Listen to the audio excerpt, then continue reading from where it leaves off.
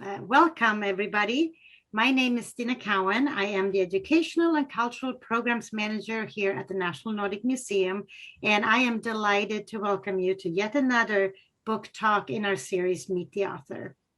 Today, we will meet Norwegian author Ruth Lillegraven, who is here to speak about her latest book, Everything is Mine. This crime novel, which we will hear more about shortly, is available for sale in the museum store. We do have an extra special treat for you today, as we actually will hear from the book's translator. We are thrilled to have Diane Oatley here, who will give insight into the English translation of this book. And the talk is, of course, moderated as usual by our one and only Elizabeth Noma. We are so pleased with how this Meet the Author series has grown, and very happy to have all of you with us today. We hope you join us next month when we welcome Swedish author Patrik Svensson, who will talk about his book about eels. At the end of today's talk, we will leave room for questions, and we ask that you post those questions in the Q&A function on the screen. And please feel free to put those questions in as you think of them, so we don't have a ton of questions at the end that we don't get to. We'll try to get to as many as we can. And this series, of course, as I mentioned, is in collaboration with Elizabeth Noma. We are very fortunate to work with Elizabeth on this series. And not only is she moderating these talks, but her great expertise in international and especially Scandinavian literature has allowed us to host the most current and interesting authors and translators in this series. Dr. Elizabeth Noma is the founder and editorial director of the Noma Literary Services, and in addition to her work as a translator and an editor, she also regularly leads panels at international publishing events. So I will now hand this over to Elizabeth, and she will take it from here. Thank you. Thank you so much, Stina. Welcome, everybody. Thanks for joining us today. Before we get started, I just wanted to say that the National Nordic Museum acknowledges that we are on the traditional land of the Coast Salish peoples, specifically the First Peoples of Seattle, the Duwamish people, past and present.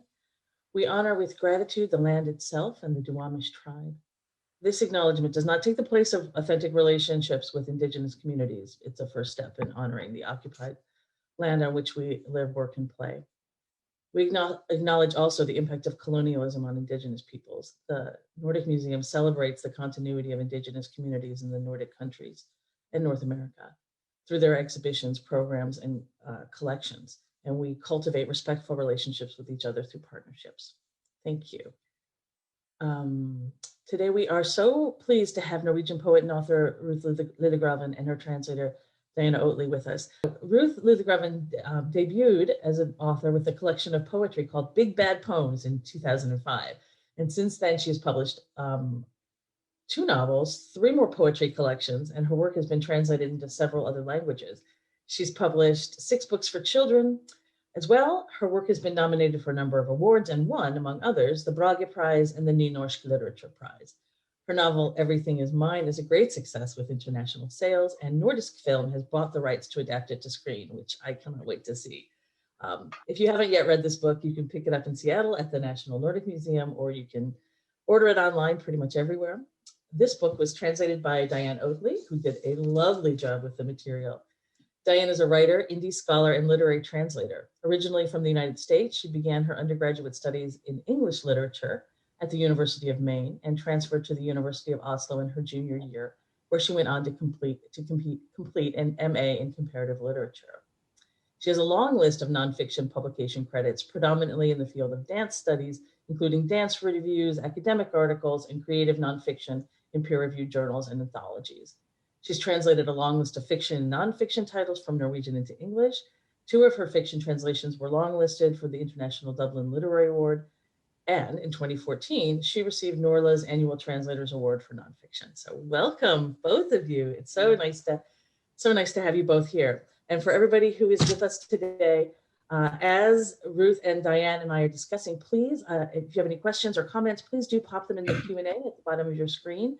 I'll try to get to every single one of them, and it's easier to do if you put them in as we're talking. We tend to have a flurry at the end, and then it's a little bit harder to get all the questions posed. Thank you. Ruth, Diane, I'm so glad to welcome you here to this friendly audience in the virtual National Nordic Museum. Would you share with the audience where we find each of you today? Well, thank you for the invitation, and it's very nice to be here together in a way. I'm at my office, and it's half an hour outside of Oslo, and that's the capital of Norway. So it's in the eastern part of Norway.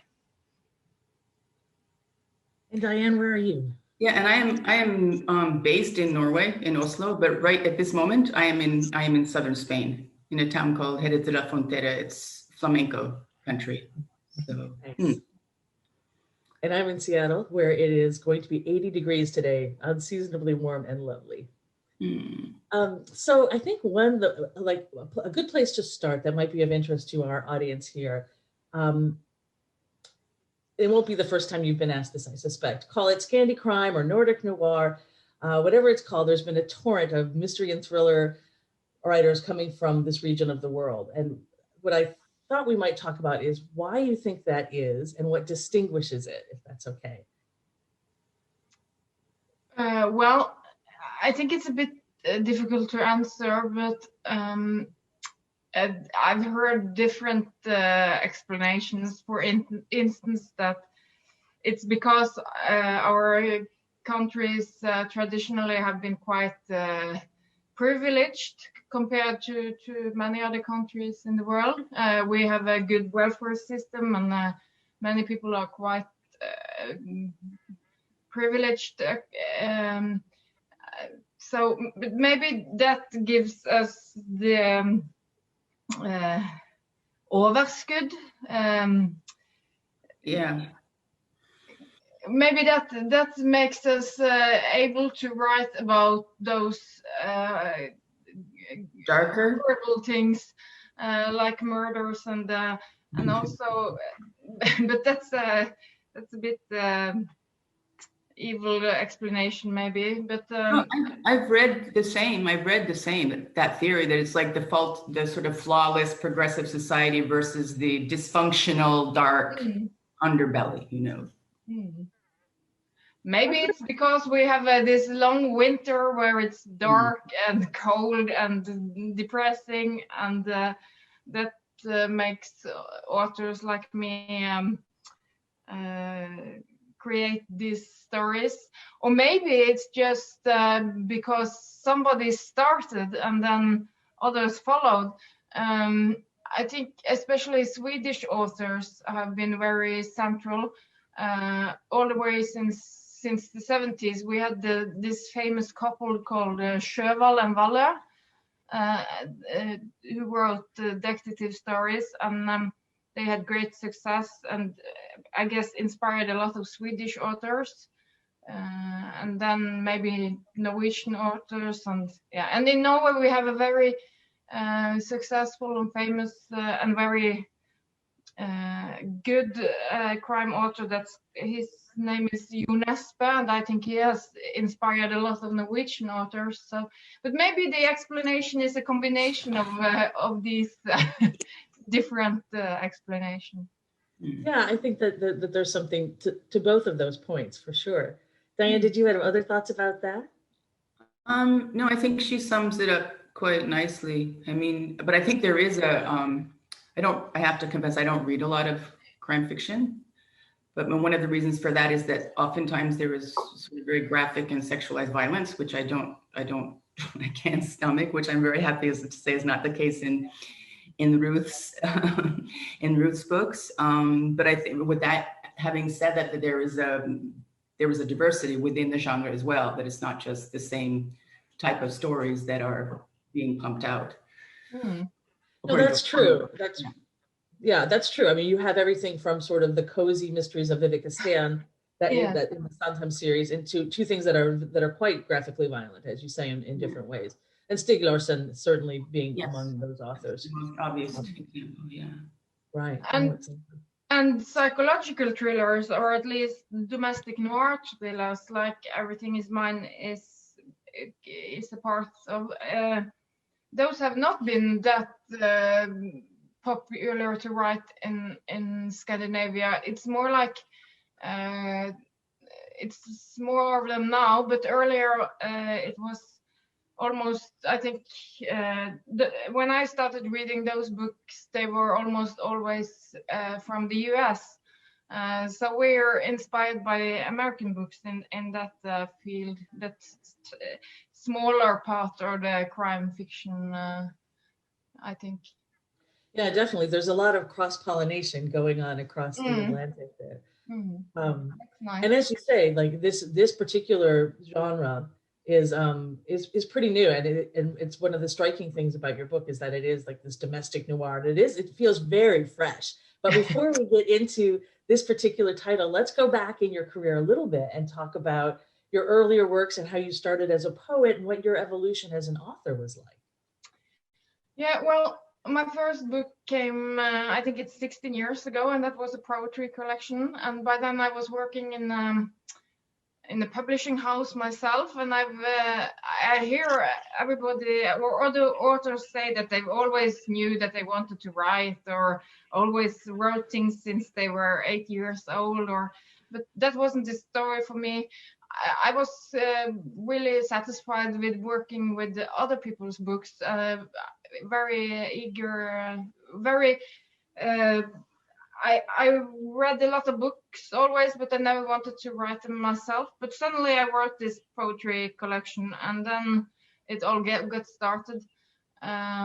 And after that, I wanted to do something really different after one book. So then I wrote a novel, not a crime novel, but and then suddenly the books started coming. I've written mostly poetry books until the last couple of years, and then suddenly, and children's books too I've written. But 2.5 years ago, this Everything Is Mine came, and now soon the second book will be published. So now I have this a bit odd combination of poetry and crime fiction. That's me. But I like doing different things, and actually writing crime or thrillers have always been some kind of a girl dream since I published my first book, because I love the possibilities of writing both social realistic and digging deep into the human brain, and also create a bit of adventures, or it's a nice combination at when it's on its best, I think. Yeah, agree. I remember, so I'll just say for context, the last time that Ruth and I saw each other in person was at the Frankfurt Book Fair in 2019, and we had a conversation in front of an audience. And I remember like a little bit like this. And I remember one thing you said then, which was that when you were growing up, you had genre fiction, mysteries and thrillers in the bookcase right next to every other esteemed work of literary fiction, and that you didn't make a distinction between them. Do you remember that? Yeah, that's true. I grew up with poetry and Agatha Christie and John le Carré and everything in a crazy mix. And when I look at my bookshelves here at my office, it's almost the same way here. It's everything in a strange mix, and I like it that way. But for many years, I experienced that people had odd thoughts, fordommer, prejudices, or preconceived notions. They had those against poetry, and they always said, no, I don't read poetry because it's so difficult and it's so heavy and I don't understand anything. And I said, but it doesn't have to be that way. I think my poetry is almost like small stories in itself. But no, people also have those same thoughts against, or different way, but same thoughts against crime fiction, I think, because, and with good reasons, because like Diane said, it's often often they were not always very well written, but they can be, and sometimes it's enormously amount of violence, and yeah. But yeah, I think I actually like all kind of books when it's good. It's well written, yeah. Do you approach writing in the different genres that you do in a different way, or is it equally sort of mixed together? Yes and no. It's of course different to write poetry and to write crime fiction. There are similarities because in both cases I try to write in the best language possible. It's not like I lower it when I'm supposed to write crime fiction, but it's different, of course, and the story aspect is different. I have to plan and plot a bit more, or a lot more, when I write crime fiction, and to try to even though I try to do it my own way, I also try to fulfill some of those crime conventions. It's supposed to be exciting in one or another way. It's a good thing if you manage to fool the reader a bit, surprise the reader, and so on. So I have to work more with planning and discussing with my helpers and so on when I write these books. Writing poetry is more intuitive in a way for me, at least. Thank you for that answer. We've touched on this a little bit, like some of the themes of the book. In this book, there's a lot of their social and political issues that are taken up. I don't want to get into the spoilers, but there's also issues of child abuse and immigration and racial or cultural conflict, that kind of thing. Sounds heavy.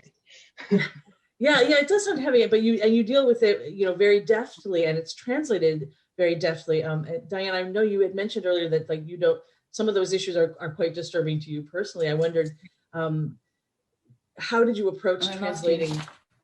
Oh, you did? No, it just breaks for split seconds. Okay. Okay. I was just going to ask you, what was the experience of translating some of these more weighty issues was?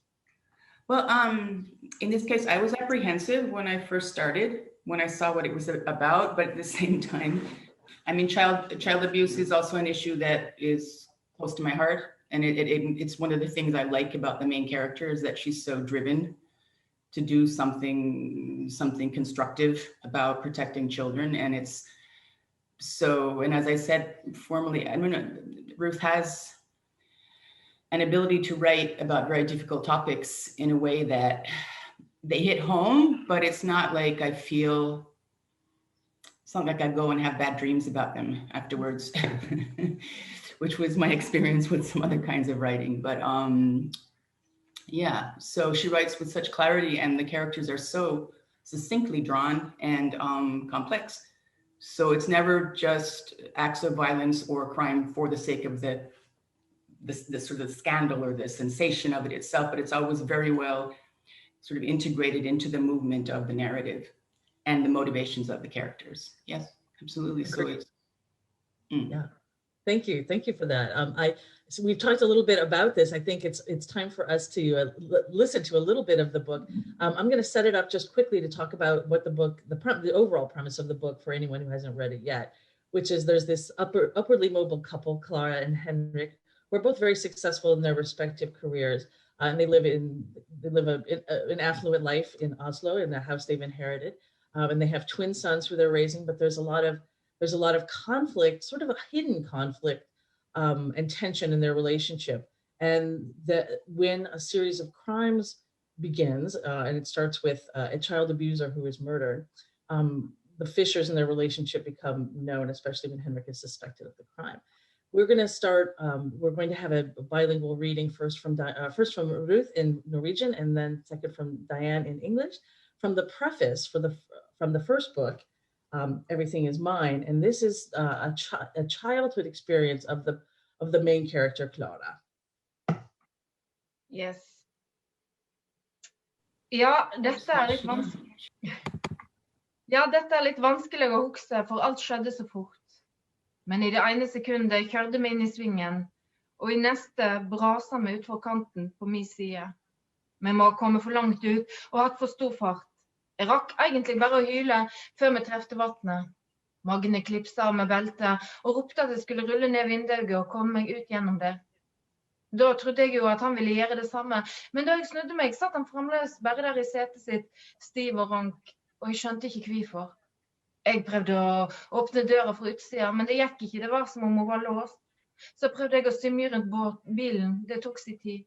Vi hadde begynt å søke, jeg røsket og drog i døra til Magne, men hun satt også bomfast. Jeg slo på vinduet, prøvde å få kontakt, men han satt der bare, og bilen forsvann lenger og lenger ned. Til slutt måtte jeg simje innover. Det var mye kaldere i vattnet enn en skulle tro. Jeg stivnet, det var bare så vidt jeg kom meg inn på land. Der ble jeg sikkerne på en stein, skjelve og grine. Jeg tror jo egentlig ikke på Gud, men den kan ikke vite helt sikkert, sant? Så jeg ba faktisk litt. Men Magne kom ikke, og til slutt skjønner jeg at han aldri ville dukke opp, at jeg aldri ville forstå han. Unnskyld, jeg skulle jo ikke gråte, men det er så fælt å tenke på at han hjelpte meg, men jeg bare let han forsvinne ned der. Stakkars mamma og stakkars Magne.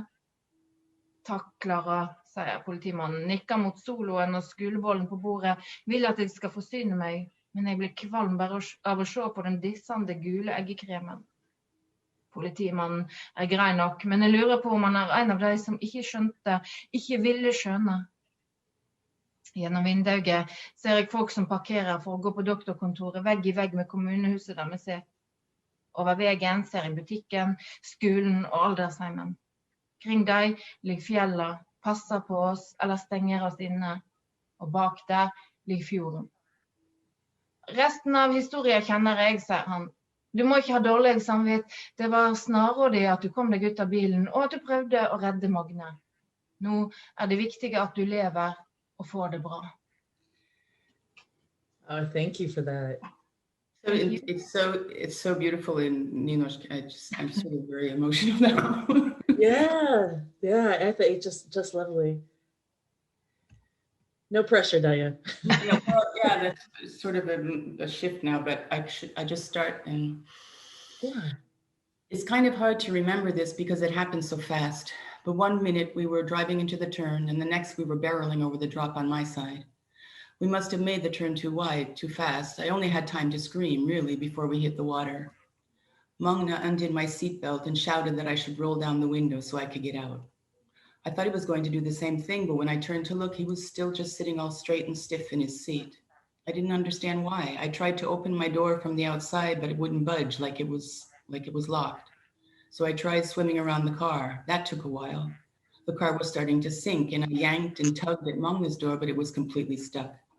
I banged on the window trying to make him see me, but he just sat there, and the car kept sinking deeper and deeper into the water. Finally, I had to start swimming toward land. It was much colder in the water than you'd think. I was frozen stiff. I barely made it to shore. Then I sat there on a rock, shaking and crying. I don't really believe in God, but you can't really know for sure, right? So I even prayed a little. But Magne didn't come, and finally I understood that he wasn't coming, ever, that I would never see him again. Well, sorry, I wasn't going to cry, but it's awful thinking about how he helped me, and I just let him disappear down there. Poor Mom, poor Magne. Thank you, Clara, the policeman says. He nods at the orange soda and sweet custard bun on the table, encouraging me to help myself. But the mere sight of the trembling yellow custard makes me sick to my stomach. The policeman is nice enough, but I wonder if he's the kind of officer who doesn't understand, doesn't want to understand. Through the window, I can see people parking their cars to go to their doctor's appointments at the clinic right next door to the municipal building where we're sitting. Across the road, I can see the store, the school, and the old folks' home. There are mountains all around watching over us or shutting us in. Behind all of it is the fjord. I know the rest of the story, he says. Don't feel guilty. Getting out of the car the way you did, trying to save Magne, that was smart of you. What's important now is that you're alive and that you'll be all right. Thank you for that. That was also a lovely reading.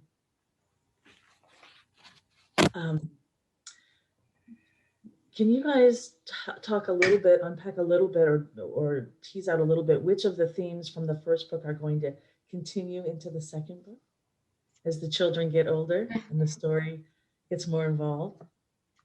Well, I just actually 1 week ago I sent this manuscript for the second book away for the last time.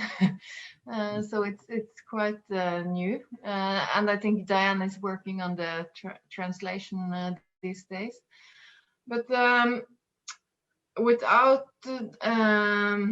saying too much about how what happens in book one, I can say that while the marriage of Henrik and Clara was central in the first book, this book is more about Clara and her two twin sons. And one day she comes home she's in the beginning of this book. I can say that I think she's made a new Minister of Justice. Minister of Justice, yes, thank you, in Norway, and of course she works a lot. She's a very dedicated person and very eager to try to get something done. And 1 month after she starts the new job, she comes home and her sons have disappeared without a trace. So and then she has to face maybe her biggest challenge ever, how to find them and save them before it's too late. So that's actually the topic of the book, and it's quite different from the first one, I think, even though it's also some of the same. But this book is more 2/3 of it happens in just some days after she comes home and find that her son has disappeared. But the topic is well, the main character is the same, of course, and the topic is also, even though it's very different lightning, the topic is children, both in the first book and in the second book. But this time it's not children as a big group, but the two boys that she's the mother of. I don't know if that was helpful. It sounds wonderful. When I read the synopsis, I'm very eager to dive into the Norwegian and see what happens, and then of course to see your translation, Diane. So Diane, many of us are able to read the first book, Everything Is Mine, because of your efforts. So first, thank you for that. You've done such a wonderful job. I wonder what your experience, your full experience of translating the book was like, and what makes Ruth unique as an author in your view, with the intimate knowledge that you have now over 2 books. Yeah, I've been, it's been really interesting now, because this past week, especially for a lot of, because of a series of coincidences, I've just been working on Ruth's second book. That almost never happens, that I don't have other things going on. And so I've been thinking a lot about how the experience is different from the first, because now it's like I really know. It's like I know these people. Yeah, you do. So like I have this real investment in what happens to them, and it's like going back to a television show you watched many years ago, and then you come and it's like your family in a way, you know. So in that sense, and also there's a certain confidence that comes with having translated one book. I sort of get a sense for her style, and so that gives me a bit of confidence, and then that also gives it a certain momentum in the work itself. And I would say that the challenge, Ruth writes with such clarity, and yeah, so it's a dream working with her writing. So I feel very grateful to have been given the opportunity. The biggest challenge is, or not the biggest challenge, one of the challenges is that these books are written in both bokmål and nynorsk. So I went one round with that before I did the first book. And I just, last weekend, I spent thinking about it again. Are you sure? Because should one make that same distinction in the English translation then, you know? And I came to the same conclusion now again that no, I shouldn't. I mean, the only other option would be to sort of use maybe a Southern American form of speech, and that just doesn't seem relevant, because then you're like introducing all kinds of cultural associations that have nothing to do with it. It's so clearly set in Norway. And so I came down to what it comes down to is, and in the second book, there is more nynorsk, because it's so much Clara's voice in the second book. So then it's really a question of just really trying to be attentive to the musicality of the language. And that is also a gift, because that's my favorite part of it, in a way, the rhythms and nynorsk is such a poetic, it's such a poetic language to begin with. So yeah. Absolutely. And so there's a lot packed into your answer. I have a couple of threads I want to follow up with, but why don't we start, for anyone who's in attendance who doesn't know the difference between nynorsk and bokmål? Would you mind like describing that for us a little bit? Well, Norway, a country of 4.5 million people, has two standard written languages. And one of them is bokmål, which is comparable to sort of received pronunciation, but it's closer to the Danish. You correct me if I misspeak, Ruth. It's closer to the Danish form, and it is the dominant language in Norway still. And then there is nynorsk, which is, what should we say? It's based on commonalities between the Norwegian dialects. And it was constructed or found by a man named Ivar Aasen back in the 1800s. And he traveled around Norway, and he discovered all these commonalities. And out of that, he created this language, which was closer to what was called landsmål. And this was with an idea to create a language that was typically Norwegian and not Danish. So Norway would have its own identity. So there's a richness to nynorsk in the sense of, well, they're just two different languages. You heard when she read, there's a sensuality to it, and there are sounds that don't arise in bokmål, and it has its own grammar. Okay, thank you. I have to say that was a great explanation. I'm so glad you gave it, because it was quite perfect, and then I don't have to try to do it. But yeah, everything she said was correct. And I have to add that my language is the minor language, nynorsk. That's what I grew up with and wrote in school, and always been writing in my books. So the use of the other language, bokmål, which actually is the main or most used language, was something that I tested out for these books to give those different characters more distinct voices, or make them more different. And it was actually not my idea, but my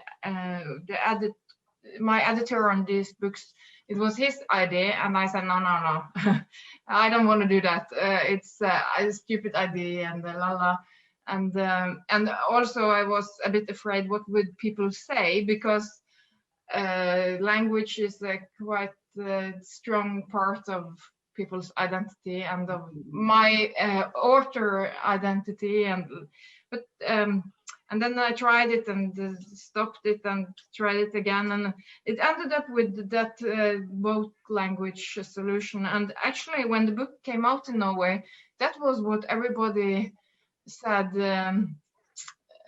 Everybody liked that. I got so many compliments for the combination of and the shifting of the two languages. So it's been a great success.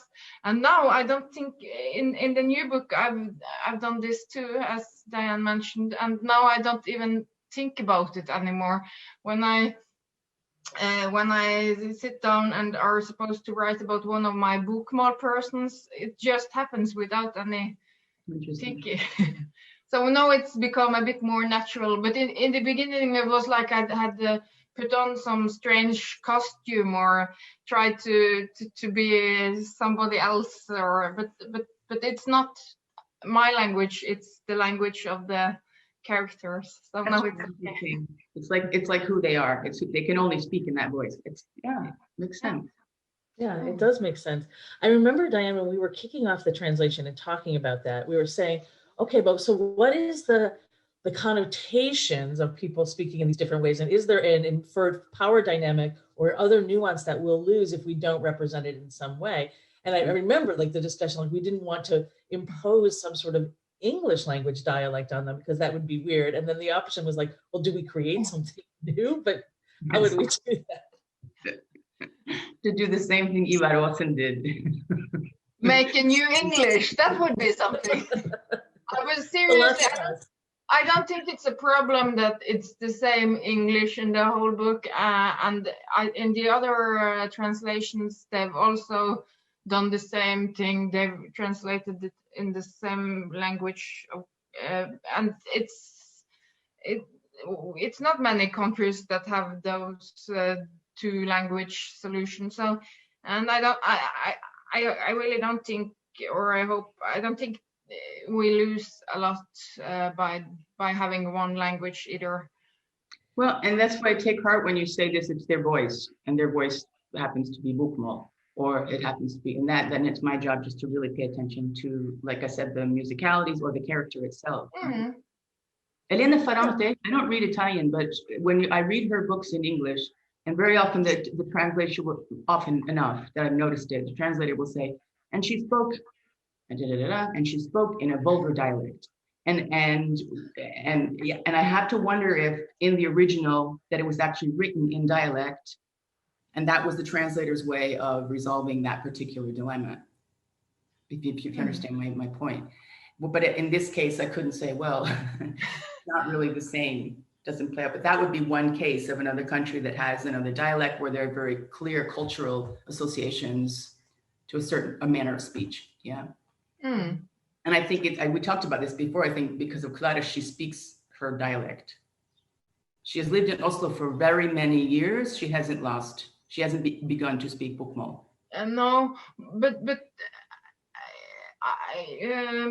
that's true. But there are no dialect in the book. It's only the nynorsk.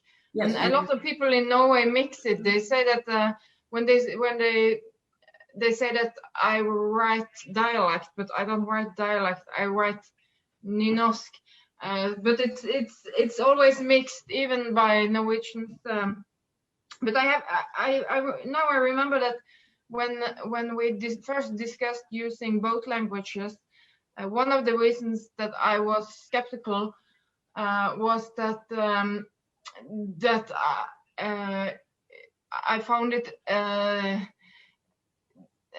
I thought that was a bit of cheating, that a really good author should be able to make those distinct and different voices without using two languages, because authors do that all the time. They create many different characters or voices without using them. So that was one of the snobbish reasons that I were skeptical, but I'm glad it ended up the way it did with them. It's fun for me to do something a bit crazy or different. Yeah, and it did work very well in English, and I think that we did employ that technique, or you did, Diane, by saying like she spoke in the Western way or something like that, right? But not without any sort of pejorative, like vulgar, like that. It was just noting that it was a difference. Yeah. I think that was a very good solution, really. Yeah, and that reminds me of the difficulty in translation is that you are making these hundreds of these kinds of choices on every page, right, of how you're going to render these characters from their original language. And this is one instance of a cultural understanding that is present in the original language that won't be present for the readers in Italian or Polish or English. I'm wondering, were there any other sort of cultural underpinnings that you felt you needed to bring forward or to explain a little bit in the translation? I came across now in the second book. This is something that one does. I don't think you do it in bokmål. It's like natural phenomenon are gendered. So it's like the fjord is him, he, yes, hum. The waterfall is hum, and one doesn't do that in bokmål, I don't think. No, in Bokmål it's done. Yeah, I saw for done. It's a thing. But in Norsk, and I think there's something so beautiful and endearing about it. That this is Clara again, and she refers to the fjord Hum, Halman Mekti, or something along those lines, and the waterfall as well, Hum. And there's something culturally specific about the Norwegian relationship to nature. This absolute trust combined with reverence. It's almost religious, you know. And they don't believe in God, but whatever it is, just go to the woods and the mountains, and you will be healed. You know, that's where you go with all your pain. That's a good observation, but I think I have to admit that maybe I have my relationship to nature ever since I was a little girl has always been a bit more than average strong. I think I was that kind of a little girl that went around in the woods talking to the woods, and still I have almost a religious relationship with nature. So that's maybe what you see traces of in the book. Well, and that particular formulation of calling a fjord is it's a being. It's not just water. It's a being. Yeah. I like to personalize the nature. Yes, that's a good. And I'm thinking a lot now. How am I going to do that in English? I want to preserve that, you know, and I don't know. I haven't got a solution yet. Stay tuned. I have to give you some challenges, you know, Diane. New challenges with each book. Yeah, definitely. Yeah. But so if we look back at the first book, at Everything Is Mine, like there's so much of it is, so they're writing, we get to experience the political scene through these political machinations and parties. We get to experience the medical culture and power dynamics and stuff. And a lot of that is so culturally specific, and their understandings of things that aren't the same in English. And I'm just wondering, was there any other, in any of those realms, did you feel like you needed to foreground a particular aspect? Oh God, it was a while ago, so forgive me. That's a very interesting question, I think. Go ahead. Did you have something to say? No, just that it's an interesting question. I'm eager to hear the answer too. No, because one of the reasons it's so great to be working on the second book is that I've already done all that work. Yes. All those decisions were made with the first book, and because it is challenging to explain sort of the Norwegian parliamentary system, and I don't necessarily think the hospital so much. No. I mean, a hospital is basically, obviously, in terms of the organization of it and the way it's funded, it's different. But I think that wasn't so much. It's more of these titles, and so that they're going to be understandable to an English language reader, you know. So that took time and a lot of aggravation, and I changed things a lot of times, a lot. I went back and changed back, and then we had discussions about it when we edited it as well. So that, yeah. Yeah, I can understand that must be quite challenging actually, with because it's such a intern language, and it's I think it's difficult to read also for some Norwegian readers. But I think Diane is such an excellent translator, so she has made, when I read the English version, it seems so clear and understandable. And one other thing that's very nice is whatever I write, I'm very it's very important for me to get a rhythm and a musicality in it. So I'm glad you mentioned that earlier. And by one or another way, I think you have managed to make this not the same, but a very strong and nice and rhythm and musicality in. And I'm so glad because of that, because if I read the translation and it the rhythm sounds very strange to me, then it's not that's difficult, I think. But that's not the problem with Diane's translation. It's always brilliant, so I just can relax and yeah. I know it's in safe hands. So it is. I do want us to hear the reading from the second book, but I wanted to ask, just follow up on that point that you made, which is that rhythm and musicality. It can be really intimidating to translate a poet, and you bring the same sort of detailed the art to your prose as you do to your poetry. And I just wanted to acknowledge that, Diane, like, and to say, I'm sure you were aware of that and took that responsibility to heart as you were translating. But it's the part that I enjoy the most. I've also been a poet, an English language poet for her, and I'm very interested in those dimensions of language, and that is a very creative. That's really where the creativity lies. Is just hearing that. So it's very gratifying to see that, to hear that acknowledged. Thank you so much. Well, I think that is the perfect way to segue into reading the prologue for the second book. And I don't know what this is about because I haven't read it yet. So I'm very, very eager to hear both language versions. Well, for those of you who understand Norwegian, as we spoke a lot about the bokmål nynorsk thing, while the first reading was in nynorsk, this is actually in bokmål, and it's still a bit strange for me to read in bokmål, but this is the start of this book, and it's in the voice of Andreas, one of Clara's twin sons. 1st of October. Nei, jeg skal lese på norsk. I'll read in Norwegian, yes. I don't have to translate it. That's good. Okay, one more time. Nikolai ligger ved siden av meg i det trange mørke rommet. Det er så bråkete her. Lydene fra motoren, dekkene, alt blir til en durelyd som fyller hodet mitt, mens vi blir ført stadig lenger bort, lenger hjemmefra. Nikolai har ligget ved siden av meg helt siden vi var inne i magen til mamma. Jeg lå klar, med hodet ned, har hun fortalt. Nikolai lå over meg, ventet på at jeg skulle få oss ut derfra. Han venter nesten alltid på at jeg skal ordne opp. Nå for tiden kommer han ofte over fra sitt eget rom og inn til meg om natta. På gulvet ligger det en madrass, men han kommer alltid opp i senga til meg, særlig etter det med pappa. Han lukter tåfis og vanlig fis, men håret hans lukter godt. Og han er broren min, lillebroren min. Ja, vi er født samtidig, men jeg har liksom alltid vært litt storebror. At Nikolai ligger ved siden av meg er normalt. Alt annet er unormalt. Går det bra, hvisker jeg lavt. Ja, sier han, men jeg vet at det pipler tårer ut av øynene hans.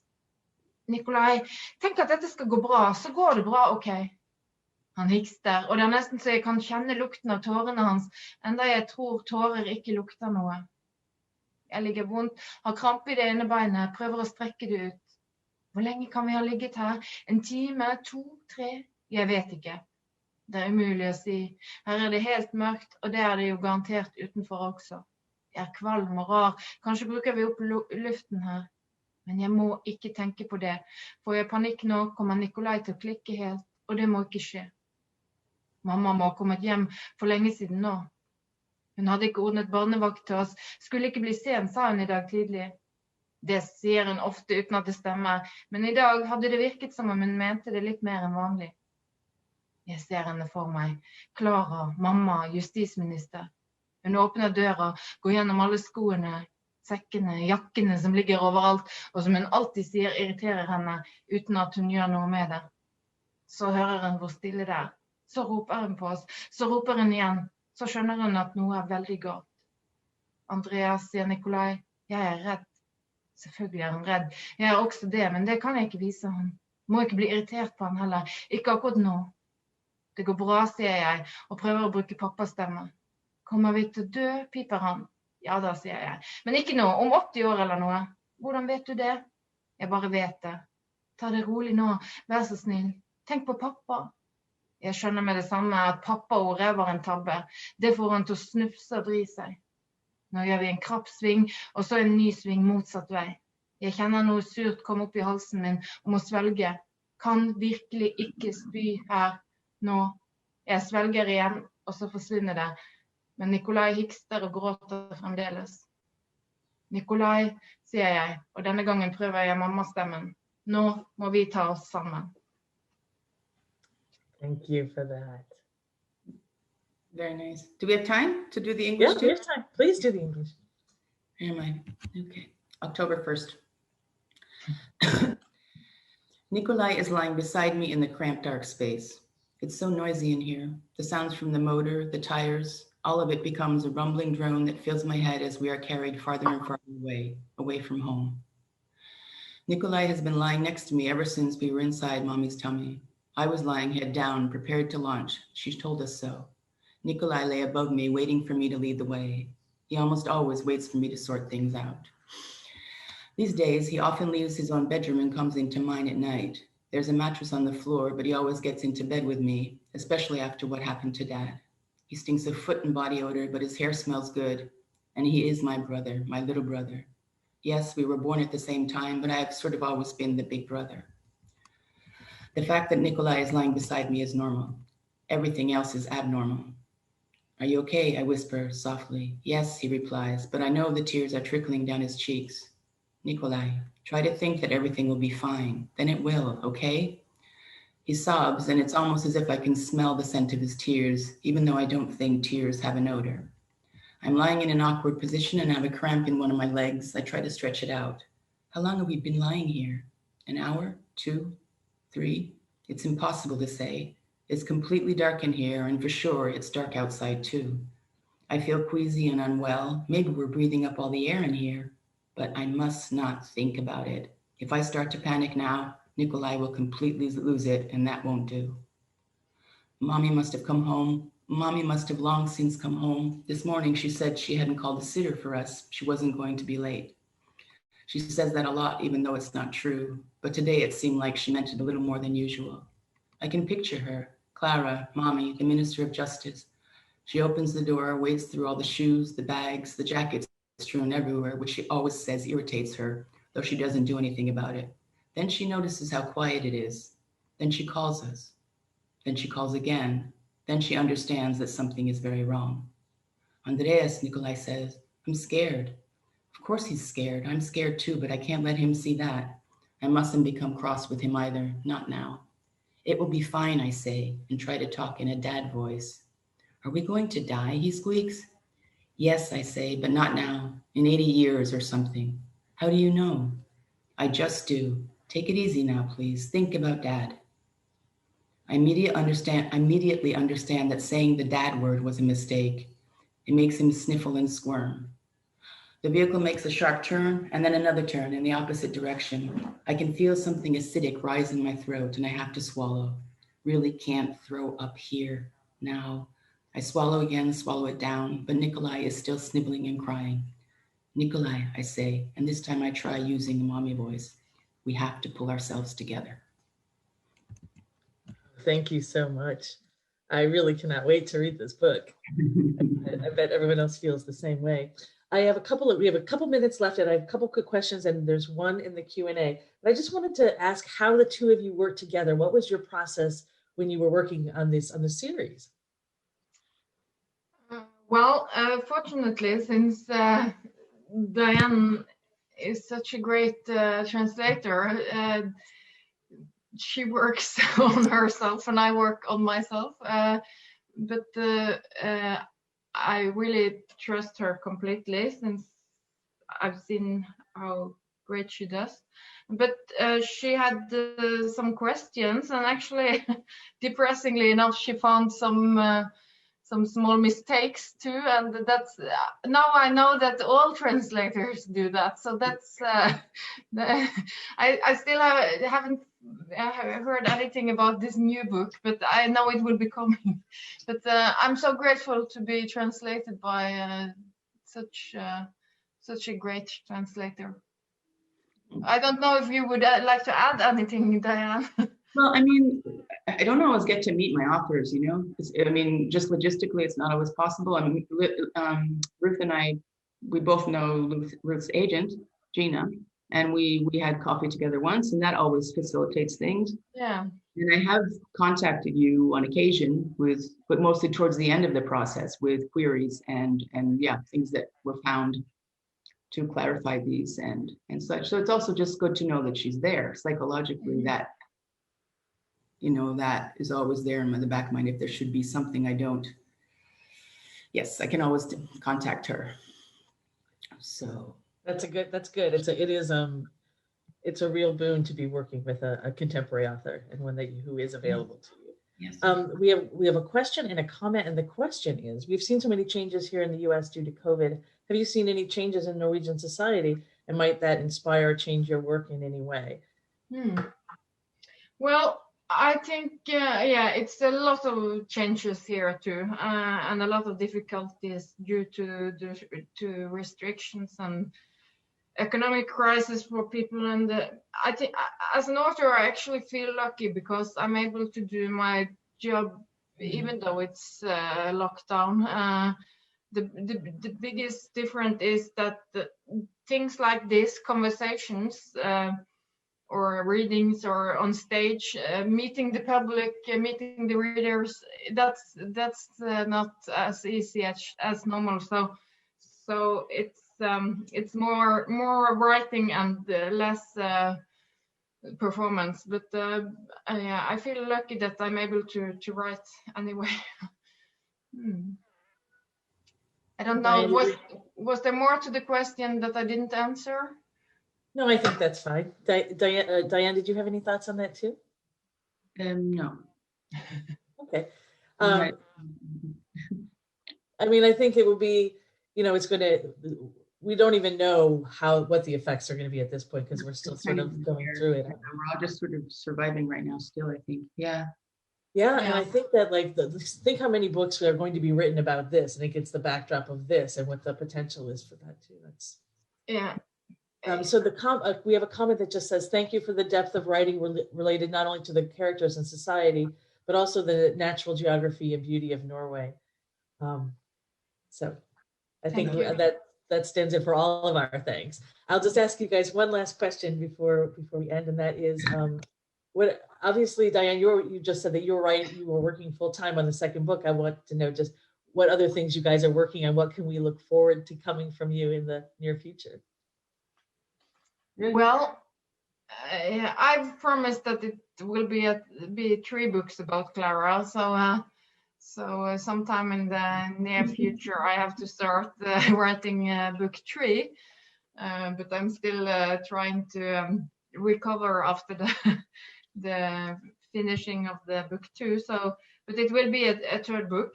And then I also write actually crime fiction for children these days. I have this new series. It's like environmental crime for children, and the 2 first books came last year, and the 3rd one is going to be published any day now.